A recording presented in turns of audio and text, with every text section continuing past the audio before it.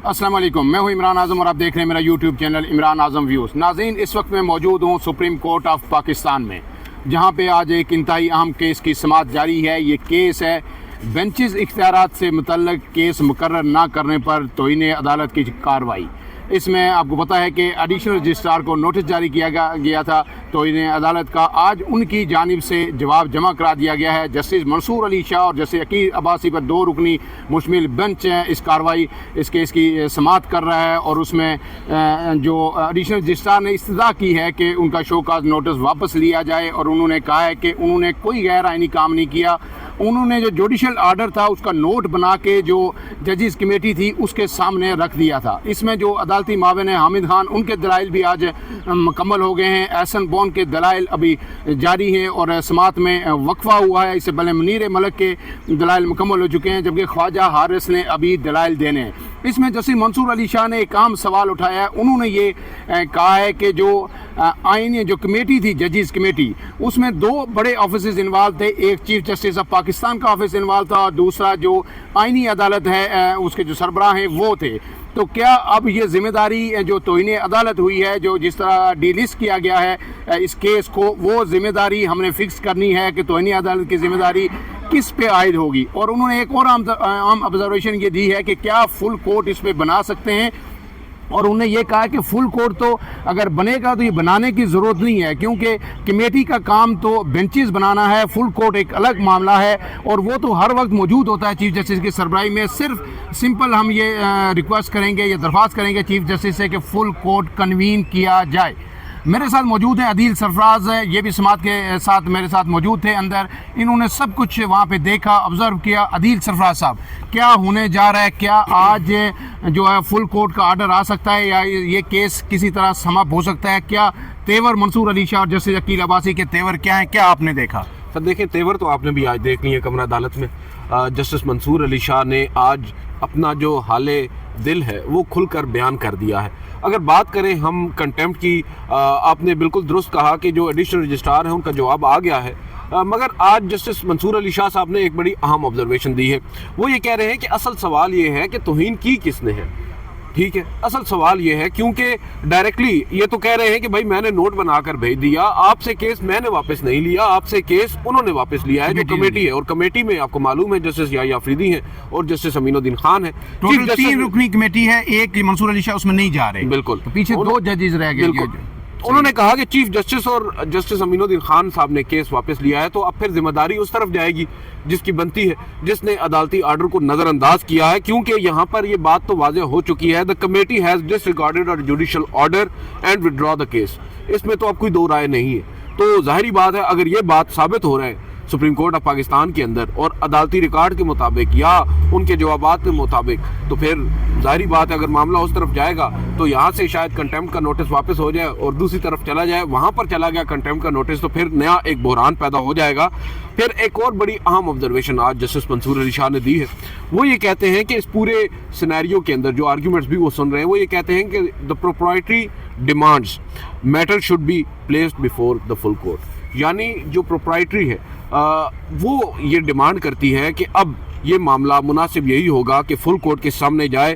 फिर उन्होंने आगे चलकर एक मौके पर जो आईनी बेंच है उसको भी आड़े हाथों लिया है।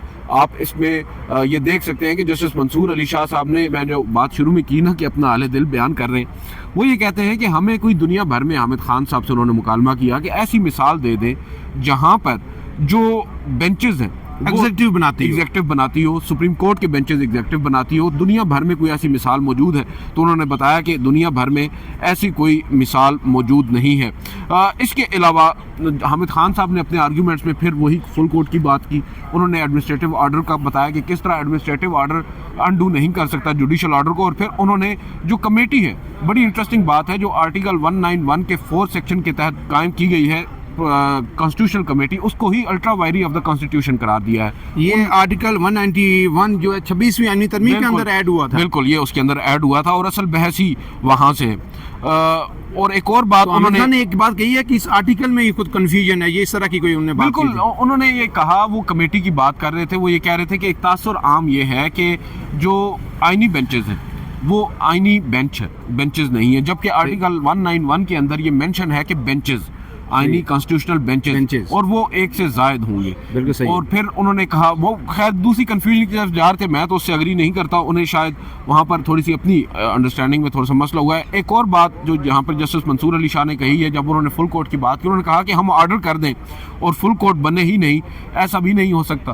तो उन्होंने उस ज़मन में कुछ मुआवनत तलब की। बैरिस्टर सलाहुद्दीन जो कराची रजिस्ट्री से मौजूद थे, उन्होंने अदालत के सामने 2 से 3 ऐसी अदालती नज़ीरें रखी। एक 1970 का फैसला है, एक 98 का फैसला है, एक और फैसला है जिसमें ये कहा गया कि अदालत ने बेंच के अंदर बैठकर फैसला ये लिखाया कि a full court shall be constituted in this matter. उन्होंने डायरेक्टली फुल कोर्ट बनाने की भी मिसालें आज कमरा अदालत में दी हैं। तो यहाँ पर जजेस साहिबान का इस हद तक भी काम आसान कर दिया गया है कि अगर आज जजेस साहिबान ये चाहें कि फुल कोर्ट तश्कील देने का ऑर्डर दे दें या कन्वीन करने का ऑर्डर दे दें, तो उस ऑर्डर पर अमल दरामद होगा, क्योंकि बाद अजान जस्टिस आप ये कह रहे हैं कि वो बाइंडिंग हो जाएगी चीफ जस्टिस के लिए भी। बिल्कुल।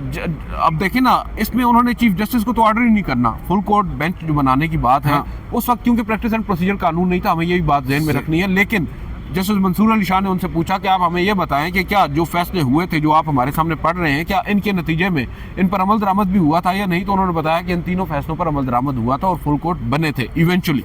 इसके बाद एहसन बून साहब आए। एहसन बून साहब अपने अंदाज़े मखसूसी में उन्होंने आते ही बेंच का शुक्रिया अदा किया। तो मंसूर अली शाह साहब ने कहा कि हमारा किस बात का शुक्रिया। उन्होंने कहा कि आपने मुझे मौका दिया। उन्होंने कहा कि आप बड़े मुल्क के नामवर वकील हैं, आप ही को तो हमने बुलाना है। बहरहाल जस्टिस मंसूर अली शाह ने उनके साथ काफ़ी खुशगपियाँ की, क्योंकि ये क्लास फेलोज़ भी हैं लाहौर में, पंजाब यूनिवर्सिटी में। तो उसके बाद उन्होंने कुछ बातें कहीं प्रेमा फिशाए। जस्टिस मंसूर अली शाह साहब ने ये कहा कि जो कमेटी है उसने अदालती फ़ैसले को नज़रअंदाज किया है। सर एक मिनट, उसने अदालती फ़ैसले को नज़रअंदाज किया है। और फिर थोड़ा सा आगे हम आएँ, जो एहसन बून साहब हैं, उन्होंने दलाइल भी दिए हैं और बड़े इंटरेस्टिंग है उनके दलाइल। बून साहब बेसिकली ये कह रहे हैं कि देखिए, अब 26वीं आईनी तरमीम आ चुकी है। 26वीं आईनी तरमीम में जो बातें 26वीं आईनी तरमीम से पहले वाली जो अदालती नज़ीरें हैं उनका इतलाक़ नहीं होता। जो बात हामिद खान साहब कर रहे हैं, जो बैरिस्टर सलाहुद्दीन कर रहे हैं, या इवन जो मुनीर मलिक साहब ने गुज़िश्ता रोज़ की है, वो ये कहते हैं कि इनकी बातें बिल्कुल दुरुस्त हैं। मगर 26वीं आईनी तरमीम के बाद डायनामिक्स बिल्कुल तब्दील हो चुके हैं। अब सुप्रीम कोर्ट में एक आईनी बेंच है, सुप्रीम कोर्ट के अंदर एक आईनी बेंचेस की कमेटी है।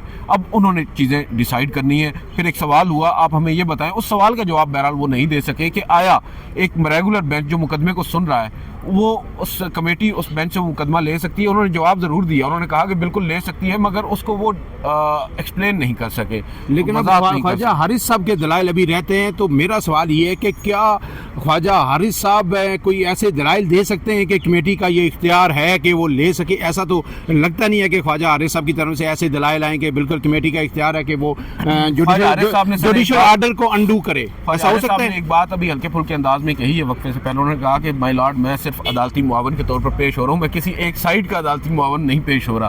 तो उन्होंने किसी को इशारा किया है वहाँ पर बैठे, अब शायद हुकूमती साइड को किया है या अपोजिशन साइड को किया है, मगर उन्होंने ये कह दिया कि भाई मैं जो अपनी अक्ल व दानिश है उसके मुताबिक आपके सामने। तो आप अपने जो अब तक की जो समाअत हुई है, इससे आप क्या नतीजा अखज़ कर रहे हैं कि आज इस बात का इम्कान है कि कोई अहम आर्डर आ सकता है, या तो तौहीन अदालत का जो फिक्स होगा कि कौन तौहीन अदालत किसने की, या फिर ये हो सकता है कि अगर इसमें थोड़ी सी रियायत दी जाए तो ये कहा जा सकता है चीफ जस्टिस को कि आप जी फुल कोर्ट इस पे कन्वीन करें और फिर मामला उसमें फर्दर डिस्कशन। अगर ये सब कुछ होगा तो इस सब में सबसे पहले मंसूर अली शाह और जस्टिस अकील अब्बासी को वो जो कमेटी है या दोनों कमेटियां हैं उनके फैसलों को मुअत्तल करना होगा, उनको कलअदम करार देना होगा।